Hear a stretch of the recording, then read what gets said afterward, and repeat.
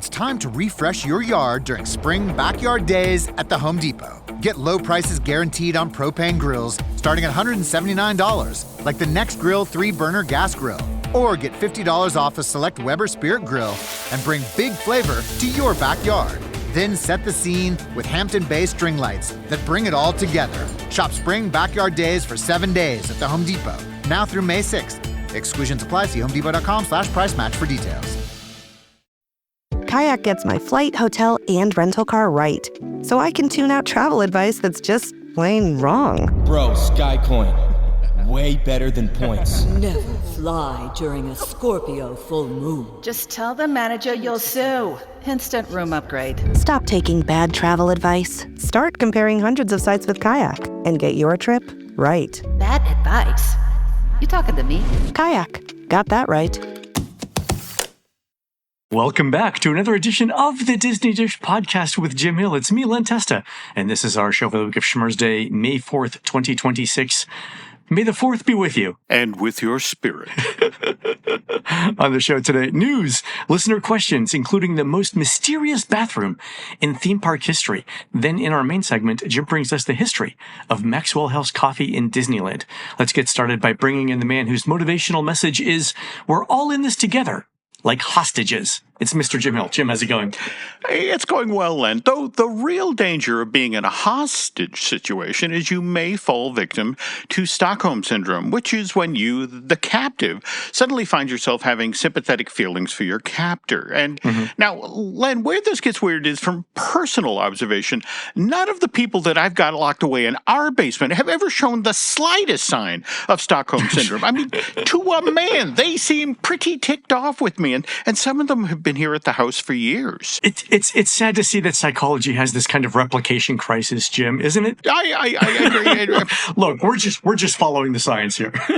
There we go. And perhaps I shouldn't have shared that. Would it help if I explained that they're all UPS drivers who refuse to leave the packages by the sliding glass door like we've asked? I mean, that's really annoying. Again, you do what you have to. I'm fine with this. Thank you. All right, Jim. Speaking of being fine with things, let's do a shout out to our subscribers who appear fine with our show. Thanks to everyone who subscribes over at patreon.com/Jim Hill Media, including Claudia Rosani, Heather, David Thompson, Jeffrey D. Johnson, Andrew Ford, and Dominic Giaquinto. Jim, this is the Tumbleweed Town Council from Big Thunder Mountain, overjoyed to welcome guests back to their little frontier town. They say they've spent the last year gussying up the place with new paint, improved lighting for the mine tours, and 11% fewer earthquake-triggered haunted runaway locomotives. True story. Hey, 11%. I mean, that's an accomplishment. This town has done what they can. Yeah. Okay, but I love that they've gussied up the place. Gussied up, yeah, exactly. There we go. Okay. Gingham for everyone. There we go. On to the news. Folks, the Disney Dish News is sponsored by UnlockedMagic.com from our friends at DVCRentalStore.com. UnlockedMagic.com has discounted theme park tickets that'll get your family on all of Disney's new and reopened rides. So get your theme park tickets at unlockmagic.com now for a fabulous, fun-filled summer. All right, Jim, in Walt Disney World, we've got some preview dates for Soarin and Rock and Roller Coaster starring the Muppets, which appear to be starting for the public anyway around May 18th. I'm guessing cast member previews will be a couple weeks before that, so probably sometime this week. Oh, okay. Also, Jim, some not yet quite confirmed public news, but Millennium Falcon Smugglers Run, the word around the spaceport is that the left engineer will pick the destination you go to now. So that's interesting. They give something more for the engineer to do. And I think we talked about this in a previous show, but doesn't the other engineer activate the talking to Grogu? Yeah. Wow. Okay. I mean, that is fascinating that they've managed to take the two least desirable positions in that attraction and suddenly made them significant. That's intriguing. It's good to see that they've improved it. So I think this will be a little bit more for that engineer role. Good. Also, Jim, have you heard this? So apparently, Bluey at Conservation Station in Animal Kingdom is not going to feature a meet and greet, and ostensibly the reason is because Bluey's too big to hug. But Jim, I want to get your take on this. We know that the Bluey thing at Disneyland was so popular that they actually had to stop the dance party to fit more people in. Do you think that it's going to, one of the things that went into this decision was also that they need to get people in and out know if that is a capacity thing with the Bluey meet and greet. Yeah, here's the problem, though, Len. I think you and I have talked about the recent advertising campaign that the resorts have been doing, and I think on last week's show we talked about that wonderful new ad for the cruise line with the dad and his son. But the Kids Fun Summer ad, which stresses all of the cool new fun kid things to do at Disney World this summer, does show kids rushing up to Bluey and Bingo, and I don't think they hug them, but they grab their hands or thereabouts. So that's got to be kind of interesting if a meet and greet is now suddenly off the table when you've got a national ad effectively selling that moment as come to Florida. You can hang out with Bluey and Bingo. Yeah, I feel like this is sort of like the serving suggestion photo on my lean cuisine, which, I think that's what I'm going with here. Okay, all right. We'll see. I mean, we could be wrong. I mean, maybe they'll do a meet and greet. I mean, this is what we're hearing, so we'll see. Okay. All right, some other news in Walt Disney World. Jim, Mickey's Not So Scary Halloween Party dates are out. It runs August 7th through October 31st. I note, Jim, that it is the earliest start date ever. Jim, it runs 38 days between August and October. In August, it's generally Tuesdays, Fridays, and Sundays. In September, it's mostly Tuesdays, Fridays, and Sundays. And then October, it's Tuesday, Thursday, Friday, and Sunday. Plus, of course, Halloween is on a Saturday this year, and that's going to be extremely popular. Tickets are the same price as 2025 and run roughly $125 to $240 per person. Wow. Jim, I note that the August 7th start date is 74 days after Memorial Day, but 85 days to Halloween.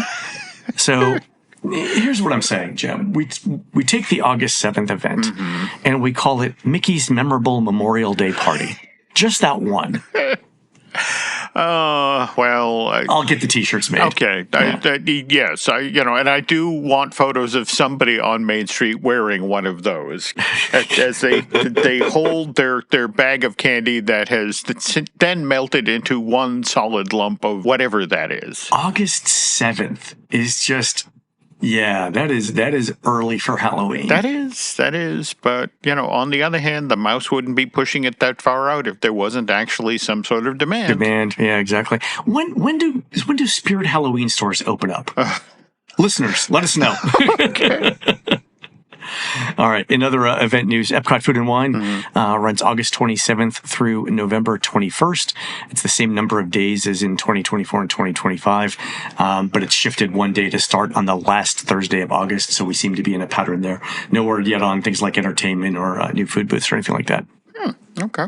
Also, Jim, have you seen the photos of the revamped, repainted guitar in front of Rock and Roller Coaster with the psychedelic rainbow paint now? Yeah, well, remember, Dr. Teeth is in residence. Oh, yeah, definitely. It's definitely for the Muppets, and I really like the color scheme. I love a pink guitar. So, fun fact, in one of the guitars that I have is set up just to play heavy metal.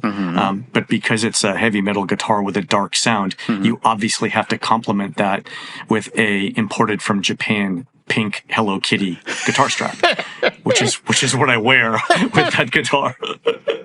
And just a word of warning to anyone: if you're at a concert in a general admission floor group, and the guitarist comes out playing thrash metal but has a Hello Kitty guitar strap, you're going to die in that mosh pit. So just be aware. Okay. All right. Here's my thing. Okay, so the guitar is modeled after a Fender Stratocaster, and we know that because our friend Jim Scholl designed the ride and told us he bought two Strats from Guitar Center to use as models. Right? Okay. All right, here's the thing. In the Electric Mayhem, Janice is the lead guitarist. Canonically, she plays Gibson Les Pauls, which are totally different shapes than the guitar that we see here. She does play a Fender Telecaster, I point out, in the color Daphne Blue. In the preview video for Muppet Mayhem, and all professional guitar players have more than one guitar, but a Tele isn't a Strat either, and I haven't seen Janice play a Strat. Also, those are really heavy guitar strings, so either Janice is into jazz, or she's tuned down to play 80s hair metal, or she's in some sort of weird alternate tuning. I mean, all three are possible because Janice is that good a guitar player. But going further, right, anybody who plays guitar would know the selector switch on that guitar is in the neck/middle pickup position. And are those stock pickups without a humbucker? I mean, was Eddie Van Halen right? And tone is all in the fingers? Anyway, here's the thing, though, right? Here's the thing. Both, and I feel like Arthur Fonzarelli in Jury Duty in that One Happy Days episode. But the thing is, both Janis and Floyd Pepper are lefties. And sure, Jimi Hendrix played a righty guitar and just reversed the strings, but the tremolo on the guitar in front of Rock and Roller Coaster is set up for right-handed players, and there are no right-handed guitar players in the Mayhem. And so, imaginary. How much would it have cost you to flip the tremolo on this thing? You literally could have just flipped it around. Anyway, that's fine. That is my rant of the day. Okay. It's fine. It's fine. No. It's just that this is the only sort of information you get from Disney Dish. You're not going to get this from any other podcast about why, the guitar on the outside of the building is wrong. But I love this. A listener wrote in and was like, why is the tone control one knob set to 0 with that pickup configuration? And we agreed it's got to be some sort of Brian Eno ambient thing going on. Anyway, all right. Okay. Jim, over at Universal, our friend Scott Walker has found a construction permit for the existing Thunder Falls Terrace at Islands of Adventure, which is the restaurant in Jurassic Park. The interesting thing here, Jim, and I put this in the show notes, the fee for the permit is over $10,000, which suggests a multi-million-dollar refurbishment. And word around the Jurassic Park campfire is that this could be the new home for Hammond's, which is the table service restaurant in Universal Beijing. And so, Jim, isn't Mythos, the restaurant, supposed to go down at some point in IOA? Yeah. And we don't know the date. We specifically do not know the date. That is not in the show notes, Jim. So let's take that. There we go. Yeah. And that does, in fact, get interesting given the other construction permits that have been filed for the area immediately around Mythos. Just saying. Yeah. Okay. So we think this will be a replacement for that in Jurassic Park. Interesting. Long term. There we go. All right, Jim, on to listener questions. This one's from Abigail. He says, I meant to email you right after we heard the show, but my first thought for the Disney Sphere movie was Fantasia, us too, then The Lion King, and then Star Wars New Hope did not even occur to me, but it would be so cool. So would Chernobog and A Night on Bald Mountain, scary, but cool. All right, there we go. By the way, just a quick follow-up on, again, these nice folks have been writing in talking about potentially Disney stuff going into the Sphere. Did you see the Wall Street Journal piece this past week about how the Sphere has actually, it was $1 billion over budget, but the article was about how it has turned into a surprise moneymaker because of the bans in residence and things like The Wizard of Oz, which, by the way, all by itself, I want to say they spent $100 million to retool that film and make it something they could show in the Sphere. But all by itself, from when it opened in September through January, it's made $250 million. Astounding. Okay. The additional wrinkle I did not know about is we talked on last week's show, or the show before that, about the smaller version that's going to be built along the Potomac. But the Wall Street Journal article also pointed out that a full-sized Sphere, a second one, is being built just up the street from where Disney is going to build their theme park and resort in Abu Dhabi. So suddenly the whole notion of a Disney getting into this same space and taking some of its films and redoing them for the Sphere, has some validity. So, keep these suggestions coming, folks, because, again, the mouse is eyeballing this because, again, one of the things coming out of CinemaCon earlier this month was, Disney launching Infinity Vision, which is their large platform screen format. This is interesting. This is something the studio is very, very much looking into going forward, and having films that could play in the Sphere and make Wizard of Oz type money, that has the mouse's attention. Wow, that's super interesting. So there's at least 3 locations. I mean, you'd think that at least to start, Disney would show the same thing potentially in all three locations because they're far enough apart that people aren't likely to visit all three. But you'd think over time they would change them up just to test the market, right? Yeah. But again, the smart money right now, again, is on the New Hope. But again, remember, it's not the movie per se. It's a Star Wars experience that, you find yourself in the film, experiencing the film. And that's the way the studio evidently is looking at all of its titles, to the effect of, okay, which of the films would people want to enter into? And it's a surprising list. I've been told that Tron is in the pile. The Pirates of the Caribbean films are supposedly 100%. Yeah, please, come on. And again, some of the animated films, but they were being much more cagey about those. Yeah, I feel like the animated films, it'd have to be a tribute, and it would have to be like the highlight scenes from each. But even then, I mean, how many adults in Las Vegas? There we go. Want to go? There we go. Yeah, want to go see basically the equivalent of Mickey's PhilharMagic. Yeah, I think that'd be different. But Jim, I think when we were talking offline, did you also say that they were trying to keep this experience runtime to about an hour? Yeah. And in fact, what's fascinating about when the Hershey's and I went to the Sphere to do the Wizard of Oz experience, first of all, the first half hour, 45 minutes is just loading people into the theater, but at the same time, giving them as much opportunity to, there are 5 different retail shops for the Oz experience set up on different levels of the thing. And then when you exit, they have a great and powerful Wizard of Oz experience that they hold in the lobby, which, what a surprise, is right next to 2 of the larger stores. Please tell me one of the stores is called the Lollipop Guild.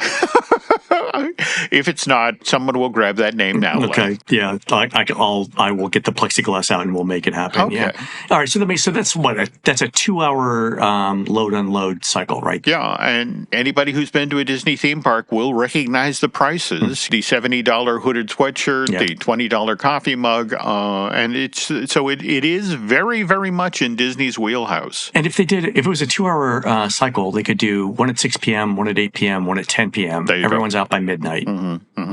Or 5, 7, 9, 11 if you want to get right. That's enough. And they could do a matinee, right? Starting. All right, that makes sense. That makes financial sense. All right, we'll see. I'll be surprised if they don't do this. Well, what's especially fascinating is that when they have bands in residence in the Sphere, and obviously those shows are at night, they start running performances at 11 o'clock in the morning. And face it, Vegas being the town that it is, that nothing really happens till night, they're doing a startling business during the day because they basically got it as an exclusive. And then, the fact that they can double book the venue, so to speak, that at night, people are paying hundreds of dollars to attend concerts there. And during the day, they've paid upwards of $200 a seat to see The Wizard of Oz. It sounds like they have a great business model there. That's fantastic. Good for them. They do. All right, Jim, next email is from Matt, who says, I was at Hollywood Studios back in March and noticed the pressed penny machine at Rock and Roller Coaster. It featured Muppets and said under construction. It got me thinking, is this just a temporary pressed penny machine that they were making for the limited time while the ride was down? Or is it possible that under construction is going to be somehow the part of the theme of the ride? And then Matt included photos of the pressed penny machine, which I'll throw in the show notes. Jim, are you aware that part of the theme for Rock and Roller Coaster is under construction? I have not been made aware of that aspect. On the other hand, what's interesting over on I Want That Too, Lauren and I have been prepping a show about Disney and pressed pennies. And what's fascinating about that, there is a genuinely thriving community that is very into, that's the penny that was only available, for example, the D23 Expo or, that's what I was thinking. Yeah, this could be Disneyland After Dark. And just the notion of this could just be a die that was loaded into the machine, for this period, between when Rock and Roller Coaster shut down the Aerosmith version and when the Muppet version opened up. That would make complete sense. A limited edition pressed penny would be a thing that people who collect those things would love. So that makes sense. Yeah, Matt, we'll know in a couple weeks. All right, Jim, this one's from an anonymous friend who says, regarding your conversation about potential Villains Land hotel sites and the relative unsuitability of one of them, given that Pirates and Tiana's show buildings would block the views, my response is, nice problem to have. The solution is to build a hotel where the bottom floor of guest rooms is high enough to let guests see over the obstructions. The lobby, restaurants, pool, etc. are on the ground floor like normal. Then the guest elevators can whiz past several stories of, well, anything really. Office space, parade float storage, rehearsal rooms, the rest of Pirates and Blue Bayou, Pocahontas, Western River Expedition, Mulan's Eastern River Expedition, whatever they want. Yeah. Okay. I mean, it's possible, right? Speaking of Las Vegas, we know that at the Venetian, the canals are on like the 6th floor of the hotel, right? So you could do anything with enough money and enough ambition. There we go. There we go. I love it. All right. Last email is from Jennifer, who says, I consume a lot of Disney podcast content, and in my mind, I've categorized them all on a collegiate scale. Whenever I share news with my husband, who's also a Disney parks enthusiast, I have to treat it like a legal discovery since he's an attorney. I always lead with the university ranking of the source so he can immediately determine the admissibility of the evidence. You'll be pleased to know that the Disney Dish is officially the Harvard of the group. Your sourcing, historical connections, and theories are the most rigorous in the field. And frankly, the healthy dose of self-congratulations on the show is exactly what you should expect from the Ivy League. Oh, I love it. Yes. Okay. So Jennifer goes on to say, a recent discussion of Walt's apartment above Pirates of the Caribbean struck a chord. In 2004, my husband and I took the Walk in Walt's Footsteps tour.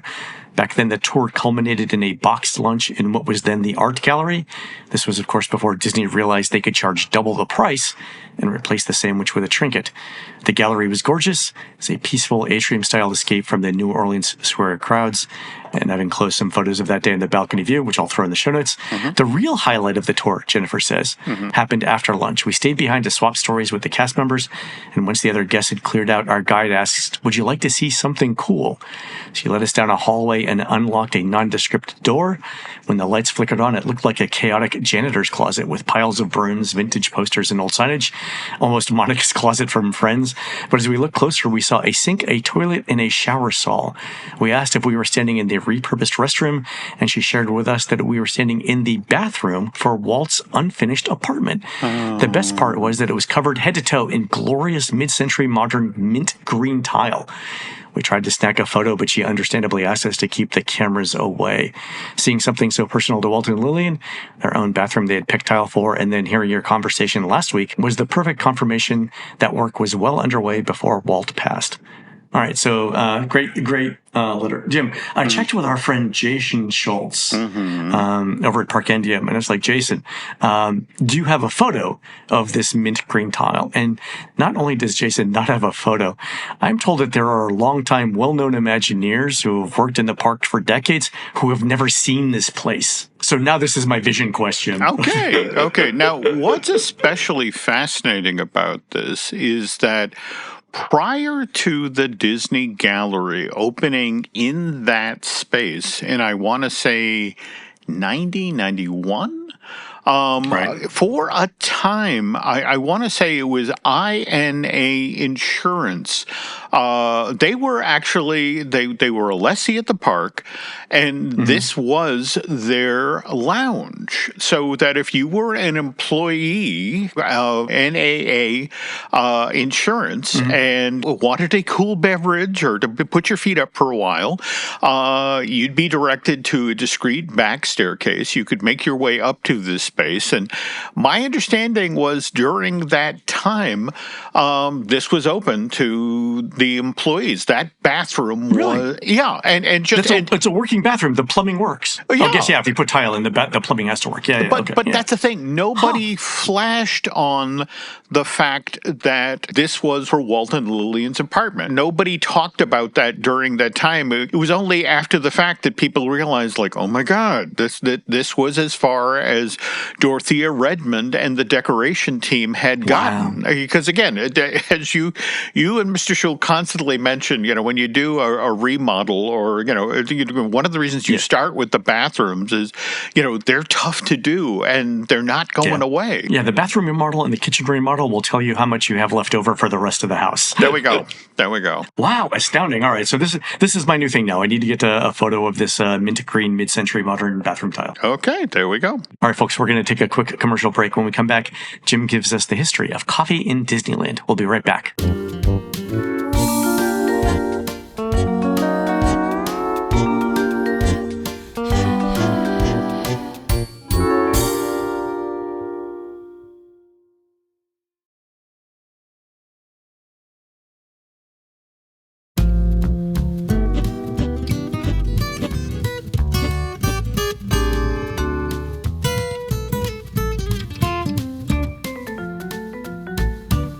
And we're back. All right, Jim, coffee in Disneyland. I am super excited for this. Yeah. Now, first of all, before we get started here, want to acknowledge that Disney dish lister Mary Johnson was the one who suggested this topic. She reached out because, well, I think the story was that she and her family were cleaning out their parents' house and came across a card from January of 1963 that showed that Mary's grandmother had visited Disneyland, and over the course of that visit, she had been invited to be part of that theme park's Hills Brothers coffee tasting panel. Wow. And by the way, Len, in hindsight, I really wish we had explored this topic while Dan Pashman was on the show last week. This sounds like something the host of the Sporkful podcast should have been in on. But absolutely. That was a great show. Yeah, it was. And what's interesting, coffee with the Disney parks has always fascinated me because, I mean, think about it. Right now, Joffrey's is the official specialty coffee. The Disney World Resort, Disneyland Resort, and the Disney Vacation Club. But at the same time, Starbucks has stores of size inside the park. And so how is it you're the official specialty coffee, but Starbucks is here? What is it the kids say, Len? It's complicated? It's complicated, exactly. There we go. We have the coffee bean equivalent here, Jim, of a situationship. Well, yeah, and it just and for me, what's absolutely fascinating about it is the very first Starbucks in a Disney park opens in June of 2012. That's the Fiddler, Pfeiffer, and Practical Cafe at California Adventure. It was one of the essential chunks of Buena Vista Street at that park. But just 8 months later is when Joffrey's announces this, long-term strategic alliance with Disney to become the specialty coffee. And then just 4 months after that, we get our first in Disney World Starbucks. And in fact, that's in the Main Street Bakery in that park. All right. So Jim, real quick, I believe the long-term strategic alliance between Joffrey's and Disney means that if Pete's Coffee ever declares war on either one of them, the other one has to come to their defense, right? That's how that works? Yeah, and toward that end, I'm just going to put this out there that whoever cut this specific deal at Disney needs to straight away get to the Strait of Hormuz. If they can cut that deal, I love that we both landed on the same part of the joke there. All right, yeah. But again, I mean, Disney has done this in the past. I mean, think about when Disneyland first opened, how, for example, Coca-Cola was the soft drink served mostly everywhere in the park except inside of the Golden Horseshoe Saloon. And Pepsi-Cola had come on board as a sponsor of the major stage show at the park. And so as a direct result, it's like, you want Coke, step outside the building. You want a beverage inside of the Golden Horseshoe, it's got to be a Pepsi product. Inside the parks, Disney's gerrymandering the lands based on sponsorship. Sure, go ahead. There we go. But again, the gentleman who cut this deal was C.V. Wood. And that was... He's like the minor character running through the theme of this show. Go ahead. There we go. And he was the first vice president and general manager of Disneyland. And he kind of did the same thing with Maxwell House. He approached them and said, well, look, we want to serve coffee in the park. We'd like to offer you the exclusive, and we'll have 17 different restaurants inside the park. But how would you like your very own coffee house? inside the park. And CV promised them a perfect location. I mean, it was just, you said the very second people come out of the train station, they will be able to see the Maxwell House coffee house. And not only that, but we will celebrate your history. And, you know, and Maxwell House had an interesting history. Well, first of all, the Maxwell House is an actual hotel, Len, in Nashville, Tennessee, opened in 1856. And by the way, the famous Maxwell House catchphrase, "Go to the last drop." Teddy Roosevelt supposedly said that. You know, he was at the hotel, drank a cup of coffee, and said, "Good to the last drop." And somebody at Maxwell House was like, yes, it is.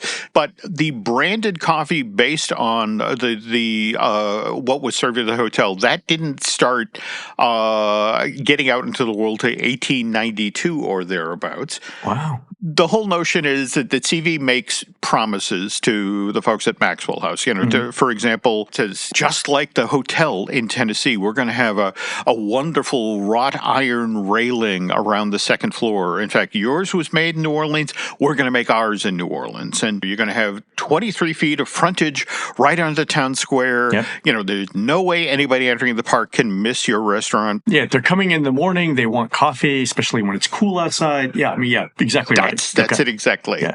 But here's the thing. CV has made all of these promises. He has not told them yet that the restaurant will not be ready for the opening of the park. You know, it's in fact, what's interesting is, and he knows this. You know, Jim, what you want to do is you want to make people with access to high amounts of caffeine agitated. That's what you want to do. Yeah. There we go. Go ahead. There we go. But here's the thing. In fact, we know that he knows this at least 6 weeks out from the opening of the park, because an interoffice memorandum from June 2nd, 1955, that shared within the Disneyland Incorporated Corporation. The coffee shop was going into building 612. Okay. And just a note right there in plain language, not going to be ready for opening day. Ooh. And why? I mean, they just had to prioritize other things? Well, there's a couple of different stories that I've heard over the years. One is that what tripped up CV was, in fact, the wrought iron railing that he made such a big deal of promising to the folks at Maxwell House. I've also heard that because the interior of the building was supposed to have all of this amazing turn-of-the-century coffee house stuff, and that evidently the buyer had been able to chase down about 2/3 of what they needed, but there were just other pieces that were eluding him. And anyway, so park opens July 17th, 1955.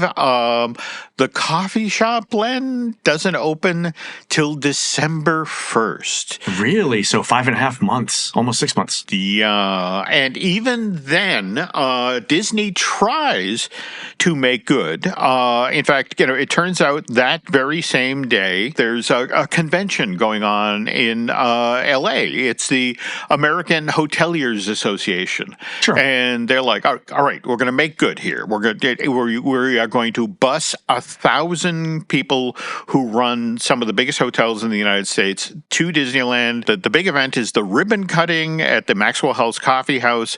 And in fact, we're going to get Eve Arden, the star of Our Miss Brooks, a hit TV show at the time, to cut the ribbon. There'll be a parade.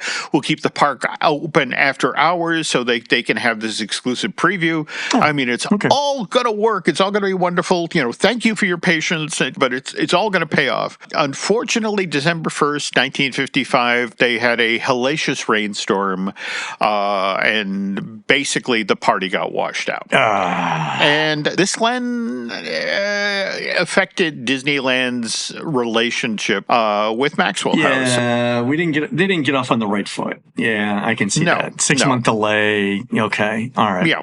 And then your make good party doesn't happen. Yeah. So how long is the initial agreement signed for? Like what's the length of this? It's a 5-year agreement with an option to renew for 2 additional years. But where this gets interesting is they are 2 years into their agreement, and Disney turns to Maxwell House and says, "Hey, one of the other lessees has dropped out. We have an opportunity now to expand your coffee house, and would you guys want to take advantage of that?" And not only does Maxwell House say no, they're like, tell you what, we'd like to terminate our lease early. Really? Yeah. In fact, they were so upset at this point, Len, they paid $34,000 in 1957 money to get out of this deal. They're like, we want out. So the deal only lasted 2 years and a couple months? Yeah, Wow. Maxwell House wanted out. So what happens now? Go refresh your cup of coffee, folks, and when Mr. Testa and I get back, we'll explain which set of brothers moved into Maxwell House. And we're back. All right, Len. So as we just mentioned, Maxwell House breaks its lease at Disneyland in fall of 57. And so for a time, the coffee house in the park doesn't have a sponsor. And it's kind of a weird moment because it's like the buyers at Disneyland literally have to drive down the street to the local supermarket. And it's like, well, what's on sale for coffee? That's hilarious. All right. But at the same time, it's pretty obvious who Disney should be going to after Maxwell House bails out of the park, and it's their arch rival, Hills Brothers. By the way, that company was founded by Austin and Reuben Hills, no relation. Back in 1878, they started small. They had a tiny stall in San Francisco's Bay City Market that sold coffee, tea, spices. So Hills Brothers has been around over almost 150 years. Wow. Okay. All right. Yeah.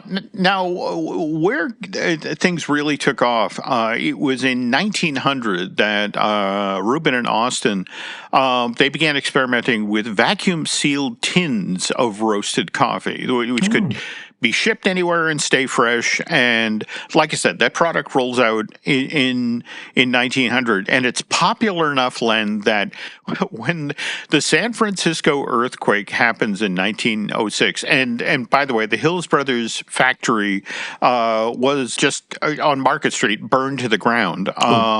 They still had such a passionate fan base at that point that the money kept rolling in, and it's like, all right, the stuff that's on the shelf, and that gives us the money to rebuild, and they did. Anyway, so CV actually reaches out to Hills Brothers prior to the opening of Disneyland, but the company plays it coy. They essentially tell the folks at Disneyland, it's like, look, we want to see that you make it through the summer before, because this thing you're building in the Orange Grove sounds a little flaky. Sure. The message is basically not now, maybe later. But anyway, Maxwell House breaks its lease in 57. Hills Brothers hears about this, immediately gets on the phone to Disney and says, "Hey, we hear you need a sponsor for your coffee house, and we're ready to go right now." Oh, interesting. And what's especially fascinating about this is initially the Imagineers, all right, new company, and all right, Maxwell House is based in Nashville, Hills Brothers is based in San Francisco. We should obviously, redo the building, make it more reflective of the new tenant. And they're like, well, look, your factory's on the Embarcadero. Let's do something to make it look more like, what you guys have got up on Market Street in San Francisco. And Hills Brothers are like, nope, we're good. Don't make any changes on our account. The most pleasant house guests you've ever had. Okay, all right. Well, no, that's it exactly. And they're like, well, no. What about the wrought iron? That screams New Orleans. Don't you want something from San Francisco? I mean, and the Hills Brothers, no. We're good with that. In fact, all of the stuff, all of the antique stuff that Maxwell House left in the building, can we keep that? can we send them a check and just keep this stuff? You just take Venmo? Like, how do we do that? Yeah. And that's literally what happens, Len. They cut a check to Maxwell House for $27,500 and leave all of this Nashville-related antiques up on the wall, and then just dive right into selling Disneyland visitors coffee. But that seems like that's a win for everyone. I mean, Hills Brothers liked it. Maxwell House got almost $28,000 they weren't expecting. Disney's happy.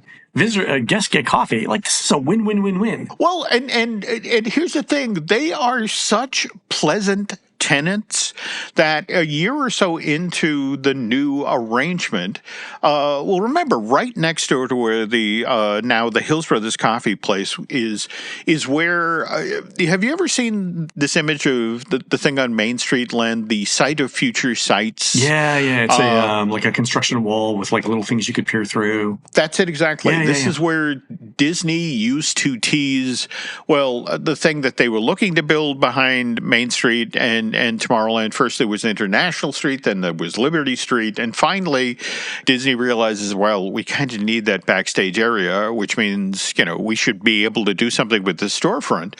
And what they offer to Hills Brothers, hey, how would you like to turn that into an outdoor patio? Where like people could sit. An outdoor cafe, yeah. Yeah. And they're like, absolutely, happy to do that. Here's money. Go do that. Wow. And by the way, it's this outdoor patio area where Mary Johnson's grandmother would have then taken part in that coffee tasting panel thing that Mary was kind enough to share the card for. And what was kind of interesting about this, Len, is these tasting panels were typically held in the afternoon, which was when most guests at Disneyland were already deep in the park, visiting attractions in Frontierland or Tomorrowland or Fantasyland, and things were kind of quiet on Main Street, USA. And so what Hills Brothers employees would do in the morning is that they stand outside the store, and when they'd see adults go by, it's like, hey, if you're not doing anything later this afternoon, come on by. We have a tasting panel, and you can sample some of our coffee beverages for free. Really? For free? For free. Now, mind you, of course, they served light snacks there. Yeah. They also served desserts like a hot fudge ice cream cake. They also sold, Hills Brothers product. And it turned out mostly anybody who took part in the panel did walk out with something they purchased. So it was a win-win. They got traffic fantastic. In the restaurant during a time of day when they wouldn't typically get it. But also Disneyland, Jim, gets a bunch of caffeinated guests ready to stay in the park and spend more money all the way through closing. There we go. This might be the most brilliant example of synergy I've ever seen in a theme park. It'd be like Dr. Scholl's in the Central Hub. Like, that should be a thing. Yeah, okay, go ahead. That really, really should be a thing. Did you ever, by the way, see that episode of Modern Family where what was it? One of the sub-stories of the episode was Ed O'Neill's character, who's married to Sofia Vergara.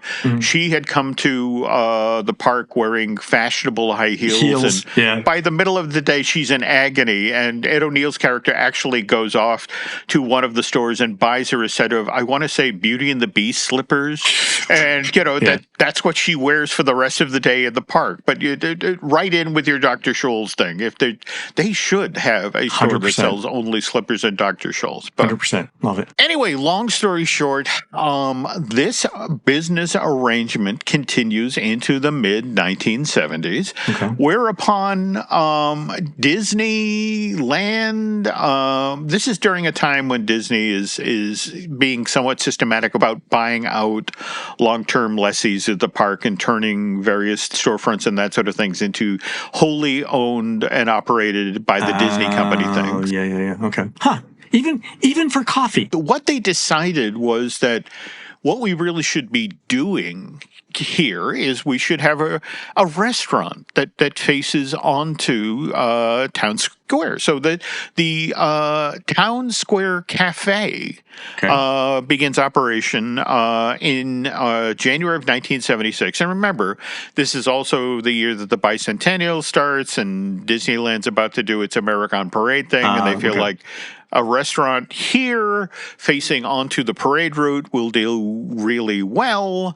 And sort of, it does. But Disney learns the hard way, much as Hills Brothers did, that later on in the day, 90% of your guests are deep inside the park. They're not out here looking for food. And the restaurant begins to operate at a loss. And also, breakfast is a really tough meal.